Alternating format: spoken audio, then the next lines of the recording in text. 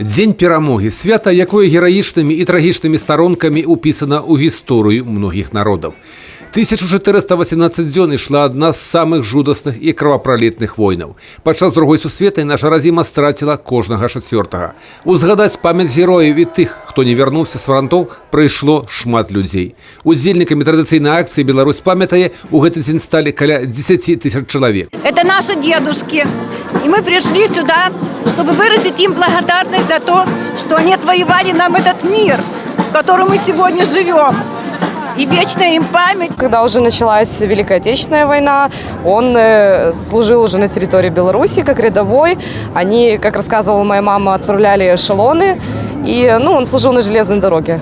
На ганаровых месцах, канешне, ветэраны. Гэта яны мужна абаранялі радзіму і змагаліся за мирное жыццё. Первый был у Рокоссовского. Третий корпус. Отдельный истребительный противотанковый дивизион. Там я разведкой занимался в основном. Все вот это вот, которое прошло с 41 до 45 года, все, оно никогда не забудется. Понимаете? Было очень тяжело. Бывали такие моменты, что думаешь, что не живой останешься. Но все же выжили. Меморыяльны комплекс «Брэсцкая крэпасць-герой» – сімвал мужнасці, трываласці і патрыятызму, стаў галоўнай пляцоўкай святкавання Дня Вялікай Перамогі. Каля 40 тысяч чалавек прыйшло сюды, каб сказаць словы падзякі тым, хто яшчэ жывы, і пакланіцца памяці тых, хто не дажыў да гэтага дня, але зрабіў усё магчымае, каб нашчадкі маглі жыць пад мірным небам. На гэты раз у Брэст прыехала многа гасцей, як з далёкага, так і блізкага замежжа. Приехали на праздники посетить, и, конечно, святое место первым делом. Сюда, в Брестскую крепость. Это первый и, наверное, один из самых великих подвигов. Поэтому, конечно, очень приятно, что здесь все это сохраняется в таком великолепном состоянии. Все показывают, все эти избито пулями, осколками. Здесь люди понимают, что здесь творилось. Помнить это надо, помнить. Уже первый взгляд говорит о том, что у вас полный порядок в стране, что у вас здорово, что у вас почитают традиции, память наших предков, которые пали в Великую Отечественную войну. Мы поддерживаем, мы с вами солидарны. И мы счастливы тем, что мы сегодня вместе с вами.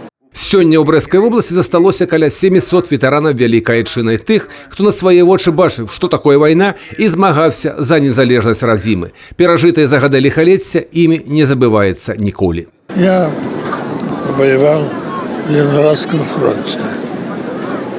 Первым начал Сестрорецк, но после взятия Выборга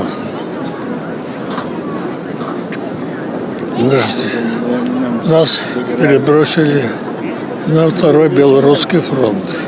Победу я встретил на острове Рюген, командир отделения артиллерийской разведки на острове Рюген в Германии. Это радость со слезами на глазах, потому что я сполна узнала, что такое война. 13 лет пошла воевать. Не дай Бог война. Пусть лучше будет голубое небо, как сегодня. Здоровья вам всем!